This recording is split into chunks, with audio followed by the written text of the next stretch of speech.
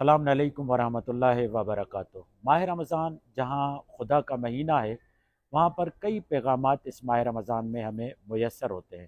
ماہ رمضان میں جو روزے کا فلسفہ ہے وہ شکرانہ ہے نزول قرآن کا۔ در حقیقت اللہ نے ماہ رمضان کو جو عظمت اور جو مقام دی ہے وہ روزے کی وجہ سے نہیں ہے، بلکہ ماہ رمضان میں پروردگار عالم نے قرآن مجید کو نازل کیا ہے۔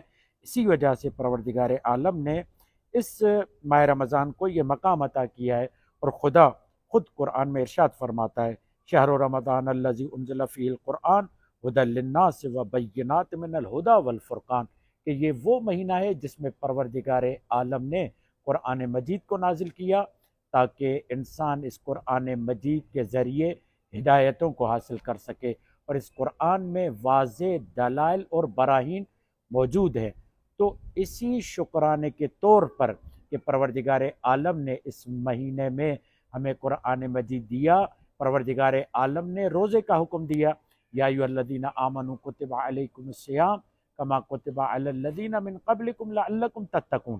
ایسا نہیں ہے کہ روزہ پہلے نہیں تھا، پہلے بھی روزہ تھا، مگر ماہ رمضان میں انسان کو اللہ نے روزہ رکھنے کا حکم اس لیے دیا تاکہ تم قرآن مجید جیسی نعمت کا شکریہ ادا کر سکو، اور جو بہترین ذریعہ قرآن مجید جیسی نعمت کا شکریہ ہے وہ روزے کی صورت میں ہے۔ اور آپ نے دیکھا کہ جب شکریہ ادا کیا جاتا ہے تو اللہ کو پسندیدہ ترین شکریہ کی زبان وہ روزے کی زبان ہے۔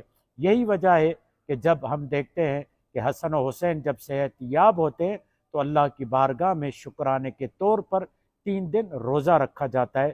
وَيُطْعِمُونَ الطَّعَامَ عَلَىٰ حُبِّهِ مِسْكِینًا وَیتیمًا اسیرہ کے ذیل میں یہ تمام تفاسیر موجود ہیں۔